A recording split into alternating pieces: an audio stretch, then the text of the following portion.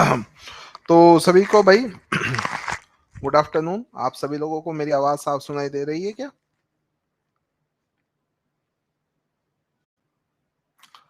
अंजू शर्मा, खुशबू, राजन, सुनैना, और तो मेरे ख्याल से 2 बजे से पहले ही हम कनेक्ट हो गए आज तो। ठीक है, तो कैसे हैं आप सभी लोग? लास्ट क्लास जो हमारी हुई थी, कब हुई थी हमारी लास्ट क्लास? फ्राइडे को हुई थी। तो फ्राइडे को जब हमारी लास्ट क्लास हुई थी तो उसमें हमने पढ़ा था, प्राचीन भारत के इतिहास को खत्म कर रहे थे। ठीक है, तो उस समय हम क्या पढ़ रहे थे? अरे ये क्या हुआ?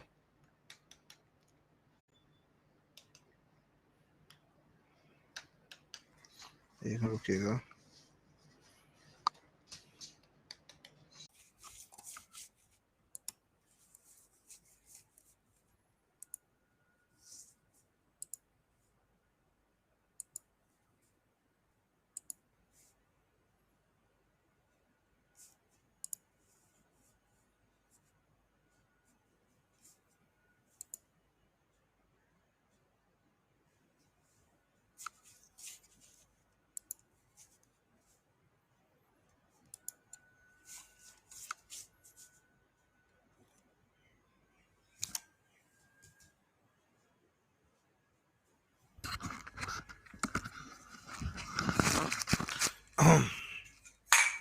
Hello hello hello hello. अब मैं दिखाई दे रहा हूँ, आवाज सुनाई दे रही है?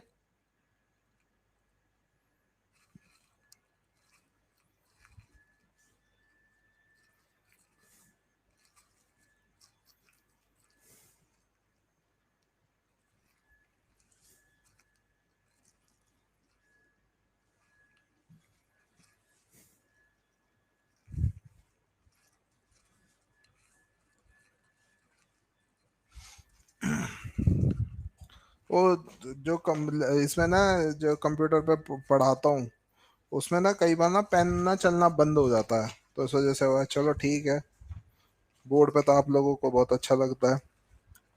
तो हाँ, अब बात करते हैं क्लास की। तो लास्ट क्लास जो हमारी थर्सडे को हुई थी, क्योंकि फ्राइडे तो हम करंट अफेयर के लिए करते हैं। ठीक है, करंट अफेयर का पीडीएफ आप सभी को मिल गया था ना? करंट अफेयर का पीडीएफ आप सभी को मिल गया था? ओके।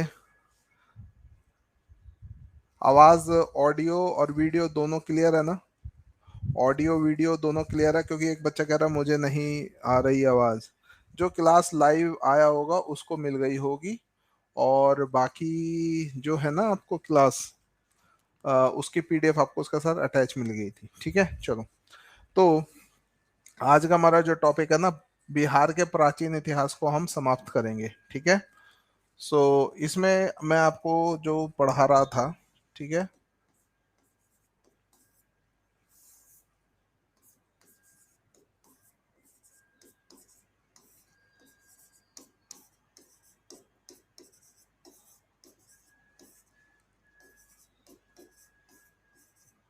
बिहार का प्राचीन इतिहास, इसको हम इंग्लिश में बोलते हैं, ठीक है, एशियंट हिस्ट्री ऑफ बिहार। इसमें हमने सबसे पहले जो पढ़ना शुरू करा था, तो इसमें मैंने थोड़ा आपको वैदिक काल के बारे में बताया। ठीक है, वैदिक काल के बाद मैंने इसमें आपको महाजनपद काल, ठीक है, महाजनपद काल के बारे में आपको बताया। महाजनपद काल के बाद हमने आ, बौद्ध धर्म, बौद्ध एवं जैन धर्म, इनके बारे में जानकारी करी जो बिहार से संबंधित है। ठीक है, फिर उसके बाद हम मग मगध साम्राज्य, ठीक है, मगध साम्राज्य पढ़ा। मगध साम्राज्य के बाद हमने मौर्य साम्राज्य को पढ़ा। मौर्य साम्राज्य के बाद हमने उत्तर मौर्य काल, ठीक है। ये अभी तक हमने प्राचीन भारत में इतिहास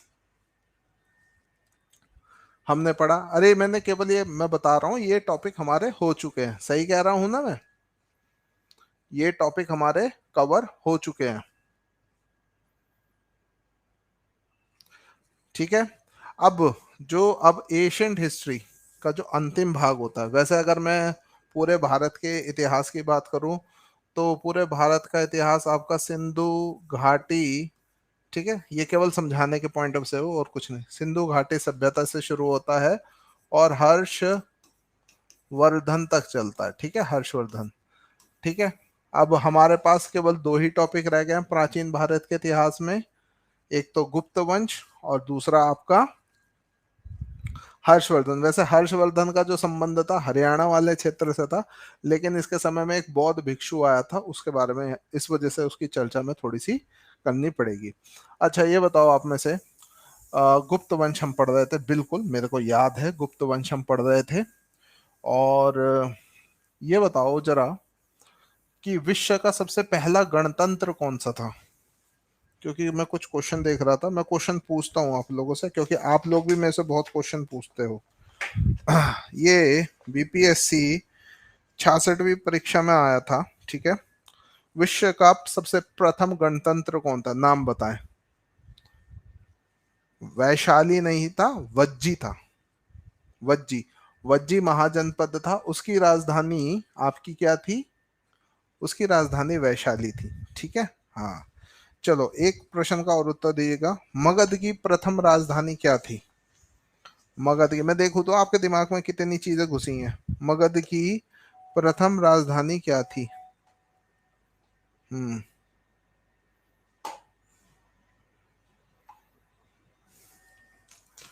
राजगिर, ठीक है। चौथी बौद्ध संगीत का आयोजन किसने कराया था?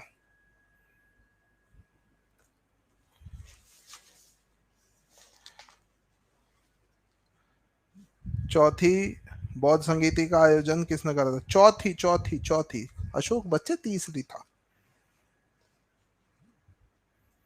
हीनयान महायान। अपने शिलालेखों में अशोक किस नाम से जाना जाता था? अपने शिलालेखों में अशोक किस नाम से जाना जाता था?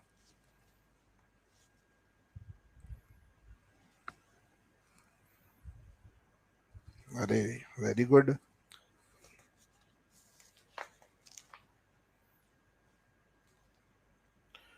ये क्वेश्चन मैंने आपको बताया है, 65वीं बीपीएससी परीक्षा प्री। निम्नलिखित में से प्राचीन भारत की कौन सी लिपि दाहिने से बाईं ओर लिखी जाती थी? मैं ऑप्शन नहीं दूंगा, ऑप्शन, आप स्मार्ट हो। निम्नलिखित यानी उर्दू की तरह कौन सी लिखी जाती थी?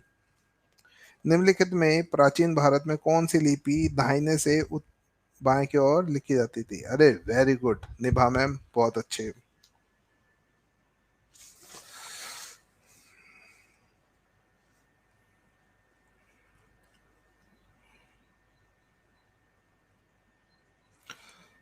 मौर्य साम्राज्य में 7 वर्गों के विभाजन यानी समाज को 7 भागों में किसने बांटा है? कौटिल्य के अर्थशास्त्र, अशोक के शिलालेख, पुराणों में, मेगस्थनीज की इंडिका बुक ने। वैसे 5 ऑप्शन आते हैं।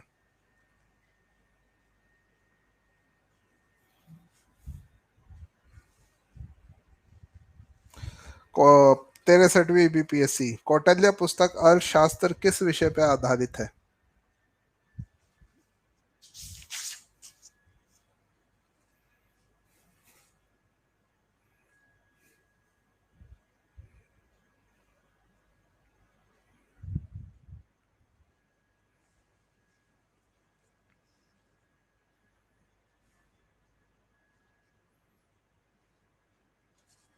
तो यानी हम सही स्थान पे चल रहे थे, है ना? अरे बुक तो कोई सी भी ले लो आप जाके, बुक तो आप बिहार में रहते हो, बिहार जीके की। लेकिन एक बार मैं बताऊं, बिहार जीके में जिस तरीके के प्रश्न देखने को मिले हैं, मैं आपको दिखाता हूँ भाई साहब। दिमाग ना वो हो जाएगा आपका। आपको प्रीवियस पेपर दिखा देता हूँ, हल्के में मत लीजिएगा इस पेपर को किसी भी तरीके से।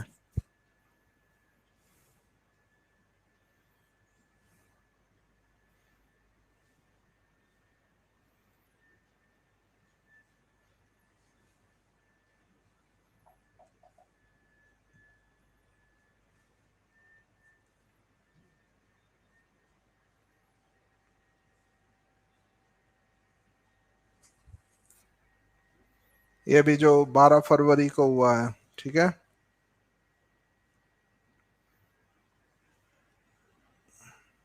आपका जो आने वाला जो भाग है ना, उसमें आपका ये काफी पूछा जाएगा। अरे कल तो देख रहा था इतना क्वेश्चन में।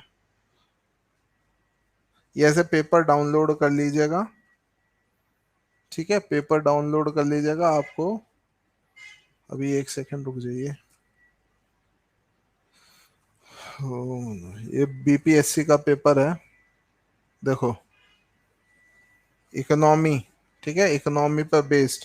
तो ग्रोथ रेट, तो जो भी बजट निकला होगा बिहार का उसको जरूर पढ़ना, ओके। ठीक है, अभी कुछ नहीं हुआ। देखो, मैं आपको पढ़ा रहा हूं ना, एक बार बताऊं, 100% वो सब आप जानते हो, ये चीज ध्यान रखेगा। बस मैं आपको ये जानकारी दे रहा हूँ कि कौन सी चीज को आपको कैसे पढ़ना है, सारा ज्ञान आपके अंदर है। कहता है ना, कब कहाँ चोट मारनी है, वो चीज आपको मैं बता रहा हूँ। तो प्रीवियस ईयर क्वेश्चंस को तो देखो जरा, ठीक है। हम्म। अजय बिहारी में भक्क का मतलब क्या होता है? ये कई बार मैंने, एक बार मैं डिफेंस में पढ़ा रहा था, एक बच्चे ने मेरे को भक्क कर दिया, मैंने उसको क्लास से निकलवा दिया। इसका अर्थ क्या होता है? ठीक है, मना करना, ओके। मैं बड़ा बुरा मान गया था, धत। ओके, अब जैसे यहाँ पर इस तरीके के यूनिक इतिहास देखो, अब वैसे तो पढ़ा रहे हैं ना, तो इस तरह के। ये भी इकोनॉमिक है। अधिकतम कर उद्योग किसी जिले में, कर उद्योग। अब ये कर उद्योग क्या होता है?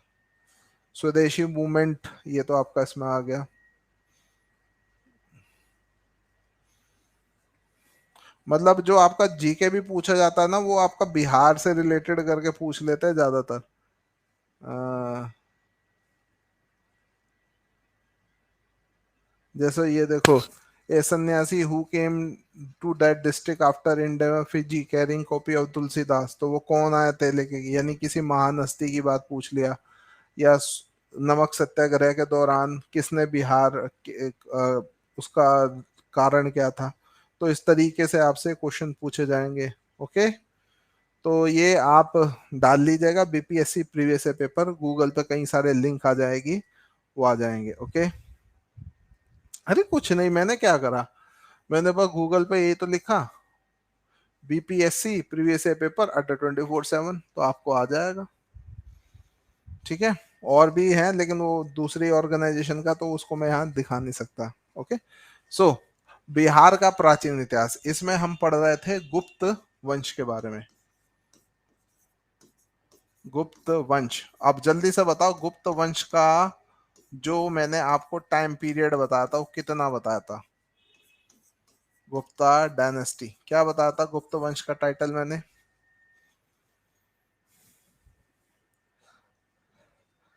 शाहनवाज आलम। सर, सब कुछ इस दुनिया में पॉसिबल है, इसलिए परेशान ना हो। देखो, सिलेबस कभी, एक बार बताओ, तुम्हें इतना टाइम हो गया पढ़ते हुए आज तक, 10वीं से लेके ग्रेजुएशन तक कभी सिलेबस पूरा हुआ है? तुम ये क्वेश्चन पूछते ही क्यों? सिलेबस बेटा ऐसी चीज है जो कभी पूरी नहीं होती। सही बताया गलत बताया मैंने? तुमने 10वीं की करी हो, सिलेबस रहेगा क्या? 12वीं की पढ़ी होगी, सिलेबस, ग्रेजुएशन करी होगी, सिलेबस। सिलेबस कभी पूरा होता ही नहीं है। देखो, एक चीज मैं बताता हूँ, 100% इस दुनिया में 100% कोई चीज नहीं होती है, ठीक है। 100% कोई भी चीज नहीं होती है, इस चक्कर में मत रहा करो, ठीक है। मैं बहुत जूझता हूँ कि सिलेबस नहीं हुआ, ये नहीं पढ़ा। अरे पहले जो पढ़ा है उसको आपने कितना पढ़ा, वो चीज है। अपने सिलेबस को ना 60 और 40 के ना रेशो में जरूर, अनुपात में जरूर बांटा करो, ठीक है। लेकिन ये जो 60% करो, इसे ऐसा करो कि भाई इसमें से क्वेश्चन आया तो 100 का 100% किसी भी एंगल, इसे थोड़ा कर लो, जो चीज नहीं मन करता है, नहीं करता, उसे वैसे कर लो। हाँ, घबराहट, अरे यार तुम बॉर्डर पे थोड़ी भेज रहे हो, ठीक है, बॉर्डर पे थोड़ी भेजा जा रहा है। और आप अपने में विश्वास रखो, सबसे जरूरी होता है अपने अंदर विश्वास और डिसिप्लिन, अनुशासन। डिसिप्लिन आपको क्या सिखाता है? डिसिप्लिन, अच्छा, आप में से कितनों को ये लगता है कि उनके पास टाइम ही नहीं है? आज थोड़ा मैं क्लास से आप लोगों को कुछ एक जरूरी चीज, क्योंकि आप लोगों के अंदर ना मेरे को पता लग गया बहुत क्षमता है आपके अंदर। ओके। आपके पास टाइम नहीं है सर, वो गलत शब्द है। आपके पास एनर्जी नहीं है। आपके पास टाइम नहीं, एनर्जी नहीं है। आप लोगों के पास टाइम नहीं, एनर्जी नहीं है। सिंपल सी चीज ये है, क्योंकि time is equal to energy. ठीक है। तो हाँ, इसके लिए आपको क्या करना है, इसके लिए सबसे पहले तो अपने अंदर विश्वास, हाँ मैं कर सकता हूं। सबसे जरूरी चीज तो ये है। दूसरी चीज जो आपके लिए सबसे अधिक जरूरी है वो नियम, अनुशासन। भाई आप एक हिंदी में कहावत सुनी होगी, एक सद है तो सभी सद है, सब साध है तो सब जाए। आप क्या करते हो कि आप 5-6 सब्जेक्ट इकट्ठा करने की कोशिश करते हो, जैसे आप सुबह से शाम तक ये मोबाइल पे क्लास लेते रहते हो। तो एक बार बताओ, क्या ऐसे सिलेक्शन होगा जहां आपको खुद अपने लिए सोचने का मौका ना मिले?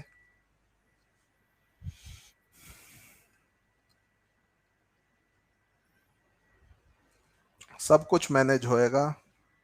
जहां चाहा वहां रहा, where there is a will there is a way. सबसे पहले तो आप लोग ना 24 घंटे में, ये मैं इसलिए बता रहा हूँ ना क्योंकि मैं एक बहुत बड़ा फेल्ड इंसान हूँ अपनी लाइफ में। मैंने आज तक कभी विजय प्राप्त नहीं करी है। ये मैं बता रहा हूँ, भगवान शंकर जी को साक्षी मान के, आज तक मैंने कभी विजय प्राप्त नहीं करी है। उसका कारण क्या है कि इन 24 घंटे को मैं सही यूटिलाइज नहीं कर पाया। तो मेरे को पता है कि कैसे फेल हुआ जाता है। ठीक है।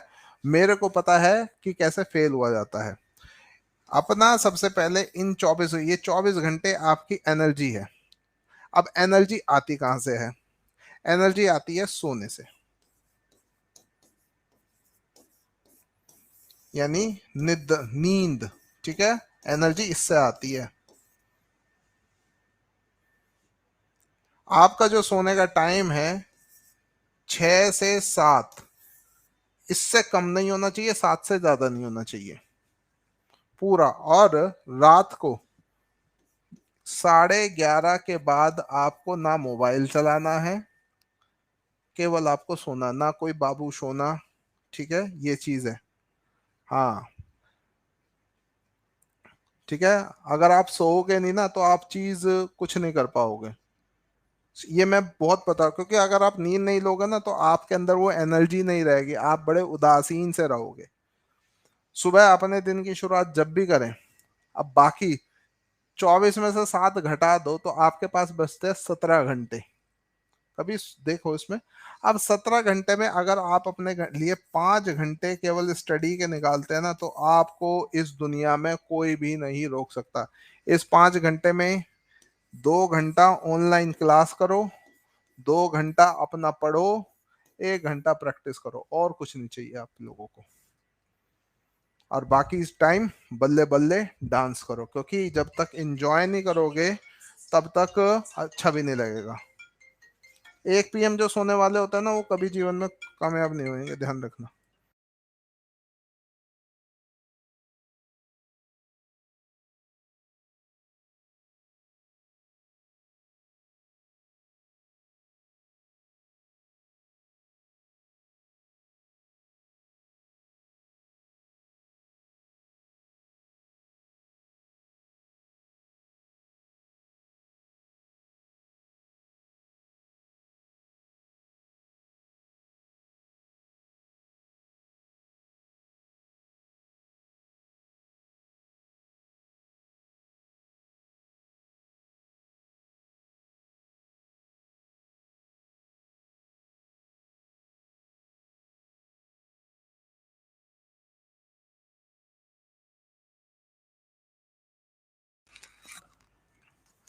ठीक है। हाँ जी। तो जो 10 घंटे लाइव क्लास लेते हैं, क्या उखाड़ोगे जीवन में? ठीक है। मैं ये चीज ना आप लोगों को देख रहा हूं, आप लोग 10 घंटे, तो वही चीज है, सिलेबस के पीछे मत भागो। ठीक है। सिलेबस आपका 10th क्लास से कंप्लीट नहीं हुआ तो आज कैसे हो जाएगा कंप्लीट? लेकिन जितना सिलेबस कवर करो उसे 100% कवर करो, बस ये सीधी बात है। तो क्या करें सर? अपने अंदर विश्वास रखो, प्रभु से का नाम लो और उनके नाम लेके ईश्वर, अल्लाह, वाहेगुरु, जीसस क्राइस्ट, जिसमें उनसे कहो आपको साक्षी मान के मैं चल रहा हूँ, मेरे को सही दिशा पे, वो अपने आप सही दिशा पे रखेंगे। ठीक है, तो इस चक्कर में ना रहें। ठीक है भाई, अपना सब्जेक्ट चूज करो कि कौन सा आपके लिए जरूरी है अत्यधिक, और कौन सा समझ में आ रहा है। जबरदस्ती, देखो तीन चीज जबरदस्ती नहीं होती: पढ़ाई, लड़ाई, प्यार और जलन। ये जबरदस्ती हो सकती है? कोई जबरदस्ती लड़ाई कर सकता है? नहीं। कोई जबरदस्ती प्यार कर सकता है? नहीं। कोई जबरदस्ती जल सकता है? नहीं। और कोई जबरदस्ती प्यार किया जा सकता है? नहीं। ये कभी भी जबरदस्ती नहीं होती है। ठीक है,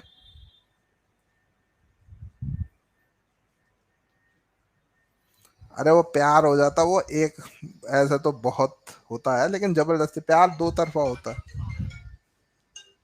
चलिए, अब हम अपना पढ़ाई पर, बहुत दार्शनिक बातें बहुत हो गई हैं, चलो। तो ये 240 से आपका 543, क्योंकि मेरे को ये लगा, मैं आपका स्टडी प्लान देख रहा था, मैंने कहा तुम ना खाने के, ना नहाने के, ना धोने के, क्या करते रहते हो? इतने बच्चे थोड़ी हो कि हर चीज तुम्हें पढ़ाई जाएगी और तुम उसे पढ़ोगे। जो चीज तुम्हें लगता है तुम खुद कर सकते हो, वो 1 घंटे की क्लास का तुम कार्यक्रम खुद पढ़ के 15 या 20 या आधे घंटे में उसे निपटा सकते हो। ओके, तो इसके जो संस्थापक है, ये बात समझ में आ गई होगी जिनके, बहुत बढ़िया है। और जिनके नहीं समझ आई होगी तो उनके लिए और भी बढ़िया, क्योंकि वो ऊपर वाले के मन का होता है। ठीक है, तो संस्थापक या फाउंडर, ये मैंने आपको लिखवाया था, श्री गुप्त। ठीक है, श्री गुप्त जो रहे थे 240 से 280 ईसा, ओ सॉरी, ईसवी तक रहे थे। और इन्होंने जो उपाधि ली थी वो कौन सी ली थी? महाराजा की उपाधि ली थी। इन्होंने कौन सी उपाधि ली थी? ओके, हाँ। हम्म, वो उसके लिए आप अपना उसे नोटिफिकेशन देखो। यहाँ पर मैं कोई सूचना और प्रसारण मंत्रालय में काम नहीं करता हूँ, पढ़ाता हूँ। बच्चे नहीं हो, टीचर हो, नोटिफिकेशन देखो क्या एज है, ये स्टूपिड क्वेश्चन ना करा करें में से। ठीक है, उसके बाद आपका घटोत्कच। ठीक है, घटोत्कच बनता है। ये इसलिए कह रहा हूँ क्योंकि हमेशा ना जो भी लेक्चर हो वो शुरू से ही शुरू होता है, बीच से कभी कोई लेक्चर शुरू नहीं होता। तो ये 280 से 319, और इसने भी महाराजा की उपाधि ग्रहण करी थी। घटोत्कच के बाद जो बनता है अगला शासक, उसका नाम होता है चंद्रगुप्त विक्रम आदित्य। ठीक है, चंद्रगुप्त विक्रमादित्य, ये आपका शासक बनता है। ठीक है, हाँ, आज से छुट्टी, बिल्कुल बिल्कुल। हम्म,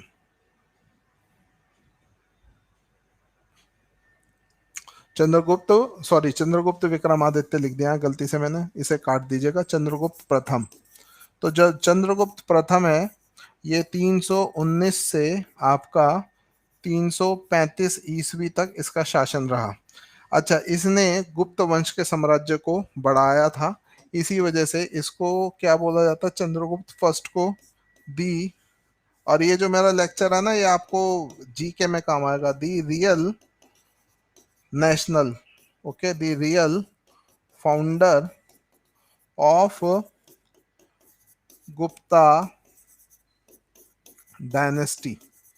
ठीक है, the real founder of Gupta dynasty, यानी गुप्त वंश का वास्तविक वास्तविक संस्थापक, गुप्त वंश का वास्तविक संस्थापक। अच्छा, इसको गुप्त वंश का वास्तविक संस्थापक क्यों बोला जाता है?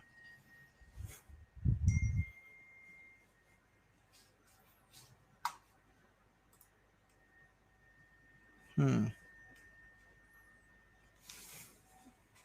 अरे छोड़ो ना, कोई बात नहीं। मैंने कहा ना, जिसको समझ आया वो अच्छा, जिसको ना समझ आया वो और भी अच्छा, क्योंकि वो प्रभु के मन का होता है। ओके, क्योंकि जिंदगी में ना समझी भी जरूरी होती है। ना समझी करने से हम गलतियां करते हैं, गलतियों से हमें अनुभव होता है, और अनुभव ऐसा विद्यालय है जो आपको बहुत सारी जानकारी देता है, जो आपको ताउम्र याद रहती है। अब ये चंद्रगुप्त को वास्तविक संस्थापक क्यों बोला जाता है?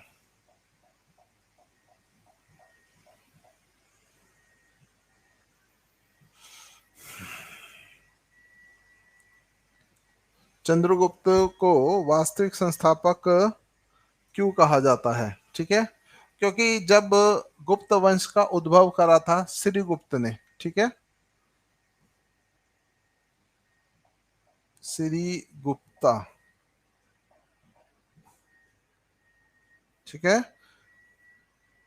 ये यहाँ पर ये रहा, ये वाला अच्छा है, इमेज क्लियर हो जाए तो और बढ़िया है। ये देखो यहाँ पर, चलो ये देखो, ये यहाँ पर आपको दिख रहा है। तो पहले जो श्रीगुप्त ने जो शुरू करा था वो केवल मगध में पाटलिपुत्र तक सीमित था। चंद्रगुप्त जब चंद्रगुप्त प्रथम बनता है तो वो इसको यहाँ तक फैलाता है। फिर आगे जाके समुद्रगुप्त होता है, वो इसको पूरे भाग में फैला देता है। फिर आके चंद्रगुप्त विक्रमादित्य यहाँ तक इसको कैप्चर कर लेता है। ओके, तो इसी वजह से चंद्रगुप्त प्रथम को real founder of Gupta dynasty कहते हैं। अच्छा, ये आपके वैश्य समाज से थे, तो इसने विवाह विवाह करा था किससे? लिच्छवी राजकुमारी, लिच्छवी राजकुमारी, जिनका नाम था जिनका नाम था कुमारा देवी। और ये ध्यान रखिएगा, नाम पूछा गया है कि चंद्रगुप्त प्रथम की लिच्छवी राजकुमारी का नाम क्या था जिससे विवाह होता, और इसके लिए इसने क्या चलाया था? राजा रानी के सोने के सिक्के, सबसे ज्यादा संख्या में जो सोने के सिक्के चलवाए हैं वो गुप्त वंश ने ही चलाए गए हैं। ठीक है, राजा रानी के सिक्के इसने सबसे ज्यादा चलवाए थे। ठीक है। हम्म। पंचमार्क कॉइन, ठीक है, हाँ बिल्कुल, उनको आहर्त मुद्राएं हम उन्हें बोलते हैं। ठीक है, फिर इसने एक वो भी करवाया था, क्या बोलते हैं, इसने गुप्त संवत की शुरुआत कराई थी। गुप्त संवत जो 300, जब इसका राज्याभिषेक हुआ था तो 319 ईस्वी में इसने गुप्त वंश की अपना वो करवाया था। इसने इलाहाबाद तक अपना, ठीक है, इसने इलाहाबाद तक इतना अपना क्या करा था, साम्राज्य बढ़ाता था। जो देखा, इसने एक चांदी का सिक्का भी चलवाया था, सिल्वर कॉइन, सिल्वर कॉइन। और इस चांदी के सिक्कों को बोलते थे हम, इस सिल्वर कॉइन को, चंद्र। ठीक है, ये चंद्रा, सिल्वर कॉइन को चंद्रा बोलते हैं।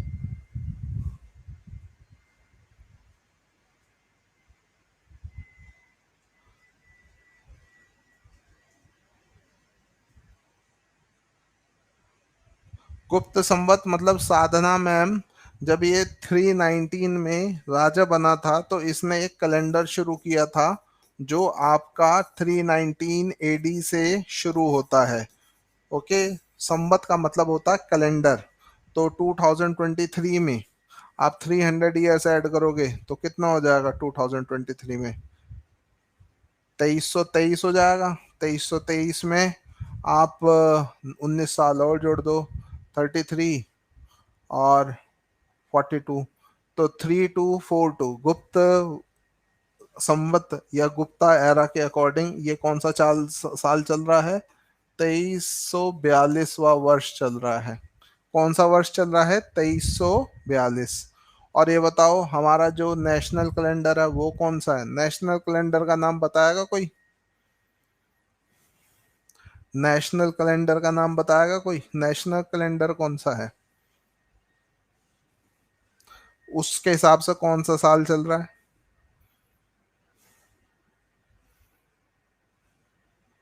उसके हिसाब से कौन सा साल चल रहा है? विक्रम संवत हमारा हिंदू धर्म का है, ठीक है। तो वो 78 एडी में शुरू हुआ था, तो उसके हिसाब से 3001, ठीक है। सॉरी, 2101। उसके हिसाब से कौन सा है, 2101। वो 78 एडी जब आपका कनिष्क राजा बना था, जब कनिष्क राजा बना था, 2101। हाँ। अच्छा, विक्रम संवत की बात कर रहे हैं। विक्रम संवत जो है ना, एक विक्रमादित्य, सबसे पहले जो राजा हुआ था एक हिंदू राजा विक्रमादित्य, 57 BC का है। जो आप जाते होंगे ना मंदिर में, पंडित जी के पास जो होता है, जैसे कि अभी जैसे जिससे पता लगता है 18 जुलाई को बाबा महादेव, भोले शंकर भगवान जी की त्रयोदशी आएगी, तो जिसके हिसाब से 3 जुलाई 4 जुलाई से सावन माह प्रारंभ हुआ है, वो आपका जो है वो विक्रम संवत होता है, ठीक है। हाँ, वो 50 है जी, हाँ बिल्कुल, स्टडी लवर स्मिता मैम ने देखो सही बताया, वो 57 BC में। और वो इतना गजब का है ना, आप आने वाले 10 साल में गणना करके बता सकते हैं उससे कि चंद्र ग्रहण कब होगा, सूर्य ग्रहण कब होगा। ये देखिए, हमारे ऋषि मुनियों का विज्ञान इस स्तर का था। तो खैर, अब इसके बाद इसका बेटा राजा बनता है जिसका नाम होता है समुद्रगुप्त। जब आप लोगों का विवाह होगा, कईयों का, सभी का होगा, मेरी तरह तो सब सलमान खान के बाद मैं ही पैदा हुआ हूँ इस दुनिया में। समुद्र गुप्त, तो आपका जो विवाह की तारीख है वो भी तो इसी विक्रम संवत के अनुसार देखी जाएगी।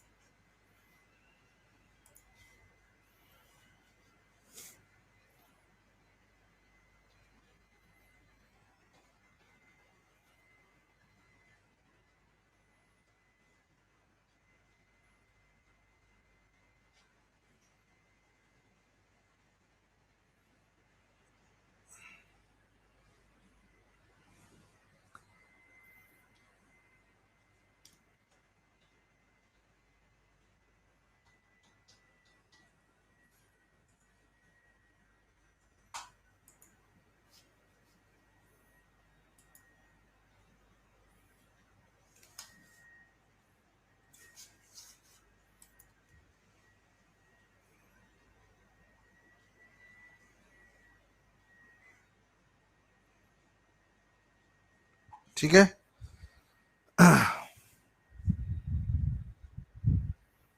ओके, एशियंट हिस्ट्री से ऐसा कोई एग्जैक्ट नहीं होता कि कितने क्वेश्चन आ सकते हैं।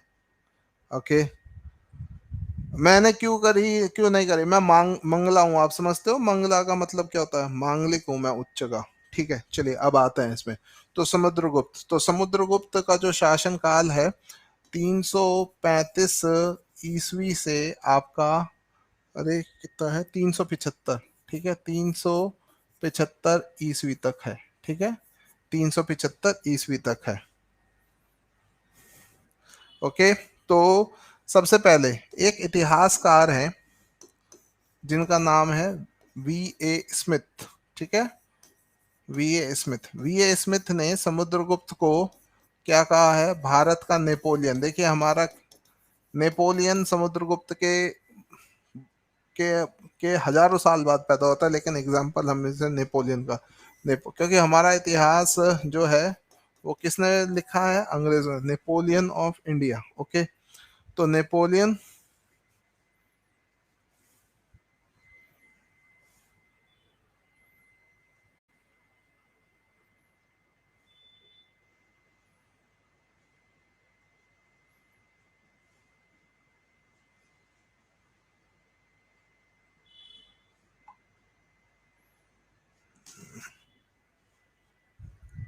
ओके, हाँ।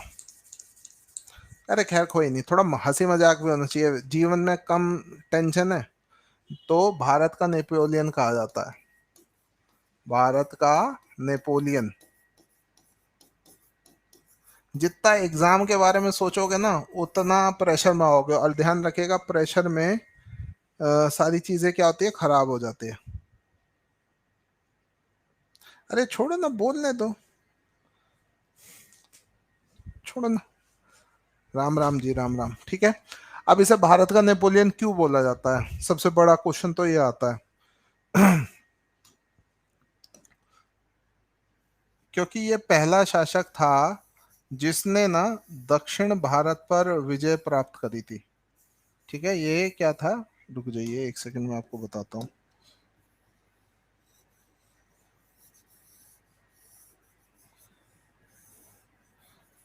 एक बार बताऊं, मेरे को ऐसा लगता है आप मेरी क्लास में ही ज्यादा बोलते हो, क्योंकि मैं खुद बहुत बातूनी हूँ। ठीक है, मैं खुद बहुत बातूनी है। चलो, तो ये जो यहाँ पर था ना, तो इसने ना आपका यहाँ पर आपका यहाँ पे पांड्या होता था, ठीक है, वारंगल। तो यहाँ तक इसने जीत लिया था, तो गोदावरी नदी के बाद, गोदावरी नदी के बाद युद्ध जीतने वाला ये पहला शासक बना था। तो इसी वजह से इसको नेपोलियन ऑफ इंडिया भी कहा जाता है।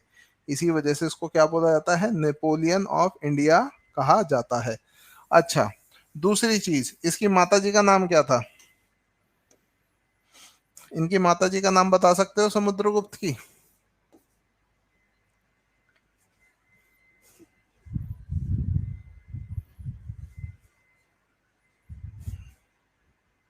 वहां की कमेंट ऑफ कर देता है, क्योंकि वो इसको एक आपका होता है ना पढ़ाते हुए बीएड में, समझ तब तक नहीं आता बच्चों को।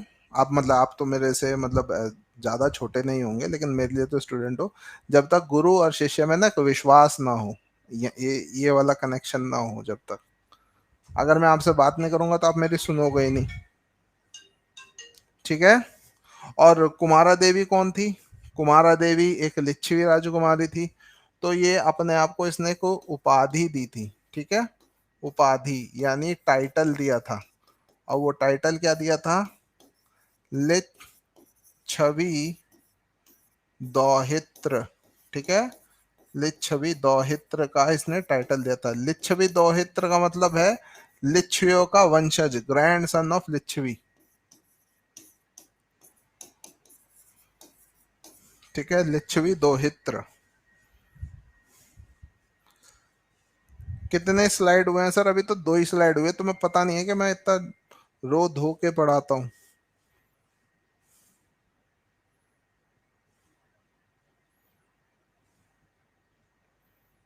एक सेकंड होल्ड करना एक बार, एक मिनट।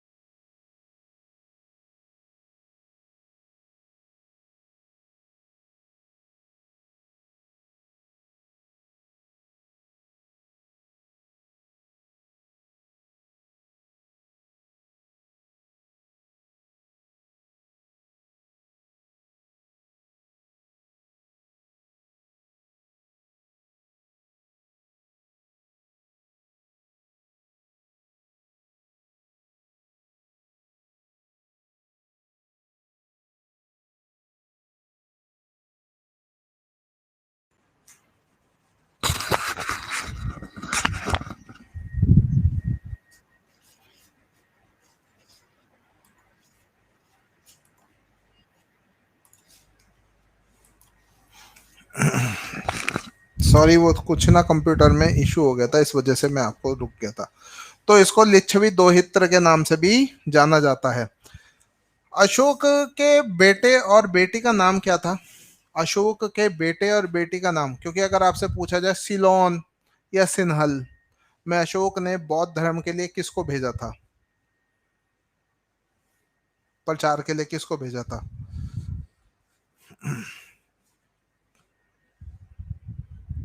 संघमित्रा और महेंद्र। तो अगर आप जाओगे ना श्रीलंका में, तो वहां पर आपको बौद्ध धर्म के बहुत अनुयायी मिलेंगे। तो बौद्ध वहां सिलोन का राजा था मेघवर्मन। उसने अशोक से कहा, समुद्रगुप्त से कहा कि आप ना मेरे को एक बौद्ध विहार या मोनेस्ट्री बनाने का परमिशन दे बोध गया में। तो इसने परमिशन दे दी, इसी वजह से इनको क्या बोला गया, अनुकंपम। अनुकंपम की भी उपाधि मिली थी इसको, अनुकंपम। ठीक है।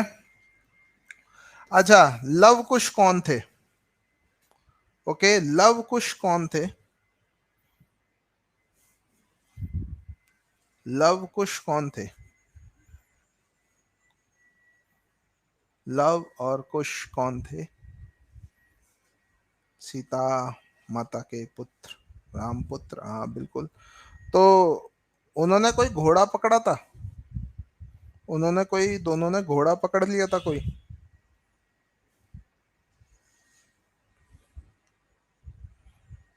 अश्वमेघ, यस, साधना सरगम ने बिल्कुल अच्छा बताया, अश्वमेघ यज्ञ। तो ये पहला गुप्त शासक था जिसने अश्वमेघ यज्ञ कराया था। तो अश्वमेघ पराक्रम,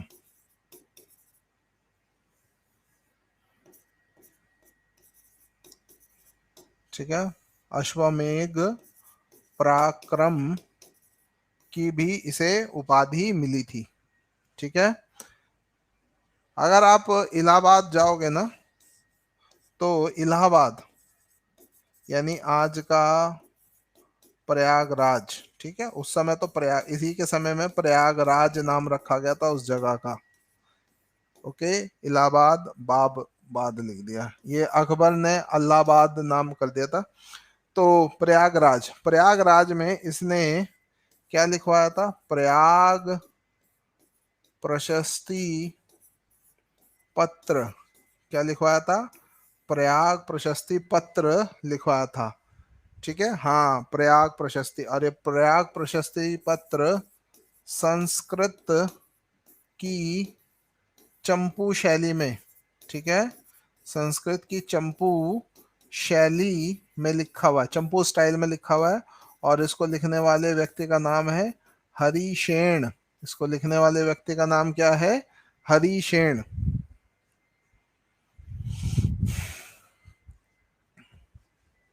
अच्छा, प्रयाग प्रशस्ति पत्र में आपको समुद्रगुप्त, अकबर, बीरबल, जहांगीर, ठीक है, इन सब का उल्लेख भी मिलेगा इस प्रयाग। और इस पे अशोक का भी आपको मिलेगा, क्योंकि ये रानी का अभिलेख ही अशोक।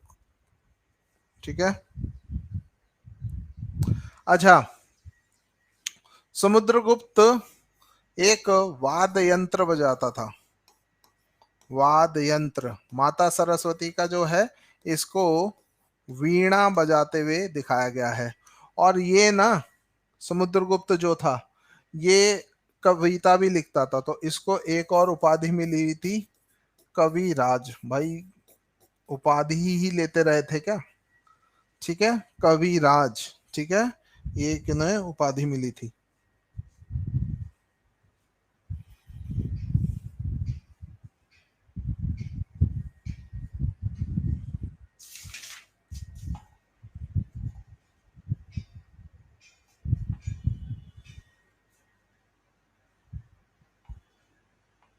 अच्छा, समुद्रगुप्त के बाद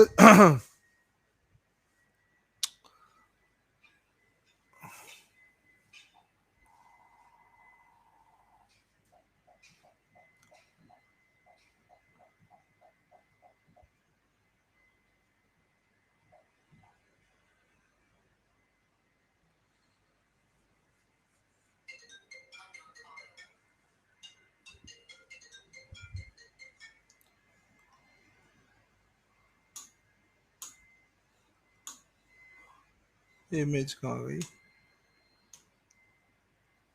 हाँ ये देखो इधर।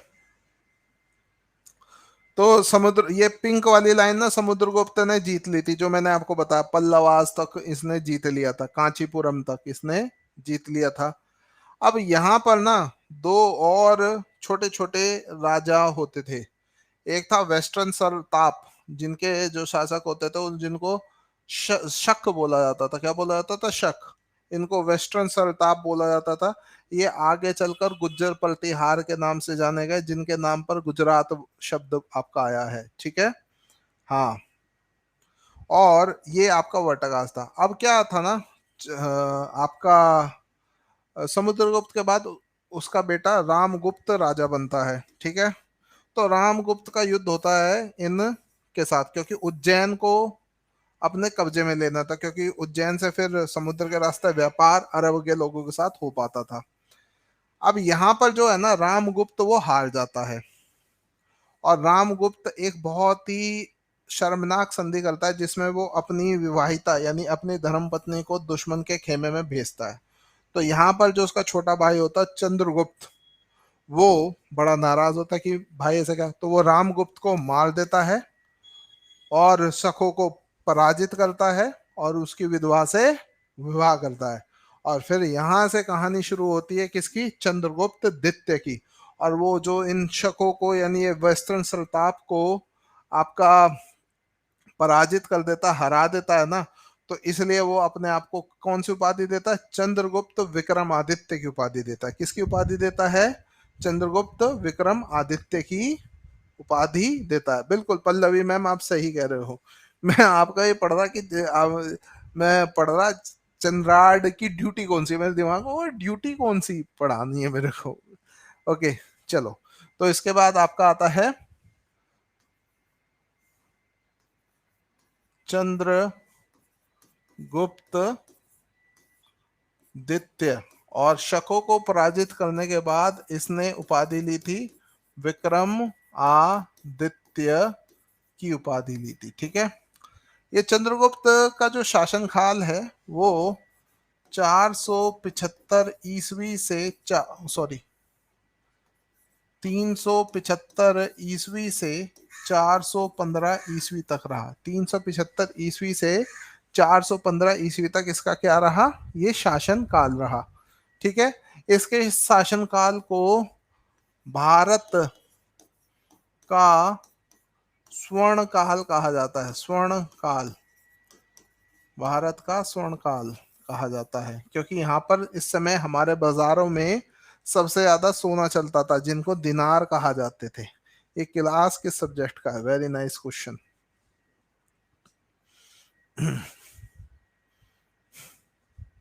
अच्छा एक बार बताओ, इस समय महिलाओं की स्थिति कैसी होगी?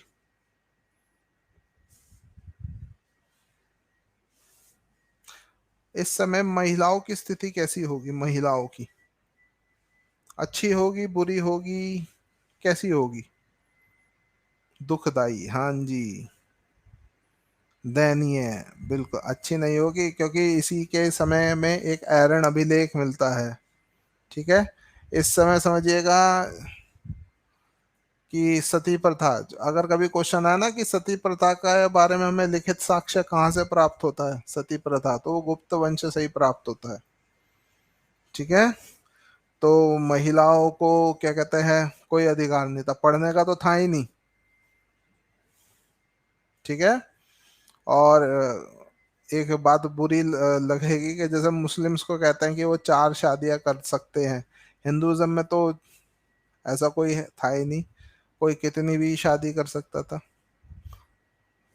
ओके। तो डॉक्टर अम्बेडकर को आप उन्हें जाति के नजर से मत देखिएगा, वो ऐसे लीडर थे, आप खुद ही सोचेगा अगर उनकी जगह कोई और संविधान बनाता ना तो जरूर पक्षपात करता, लेकिन संविधान उस व्यक्ति ने बनाया जिसके साथ वास्तव में पक्षपात हुआ था, इसीलिए उसने सभी के लिए समानता रखी, क्योंकि उसे पता है कि ये दंश कैसा लगता है। हाँ रिजर्वेशन के लिए आप उन्हें कर सकते हैं, लेकिन जातिवाद इस भारत के साथ जुड़ा हुआ है, इस वजह से रिजर्वेशन लाना जरूरी था। ओके।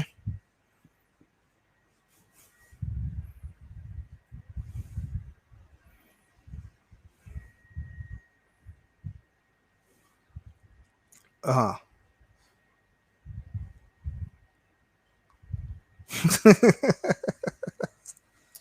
खैर छोड़िए। एक बिल्कुल बिल्कुल आप नूरजहां मैम आपके बिल्कुल बात सही है। खैर, तो चंद्रगुप्त द्वितीय विक्रम आदित्य, अब इसके ना नवरत्न होते थे,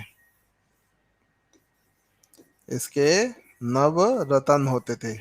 हम अकबर के नवरत्नों के बारे में पढ़ते हैं, ठीक है, लेकिन एक्चुअली में अगर आप उज्जैन जाओगे ना, और इसकी दो राजधानियां थी, एक तो पाटली पुत्र इसकी राजधानी थी, और एक उज्जैन इसकी राजधानी थी। पाटलिपुत्र और उज्जैन इसकी दो राजधानी थी, पाटलिपुत्र और उज्जैन। नहीं अंजलि शुक्ला मैम, नहीं शो कर रहे हैं आपके, शो कर रहे हैं बिल्कुल मैम। हाँ मैम, ये मेरे को इसकी नी जानकारी है, ओके, ठीक है। हाँ, तो इसी के समय में आपके कालिदास भी थे, और कालिदास को क्या कहा जाता है? भारत का शेक्सपियर कहा जाता है। क्या बोला जाता है? भारत का शेक्सपियर कहा जाता है, ठीक है, भारत का शेक्सपियर। ओके, और इसकी दो राजधानियां थी, पाटलिपुत्र और उज्जैन, ठीक है, इसकी दो राजधानियां थी, पाटलिपुत्र और उज्जैन इसकी दो राजधानियां थी।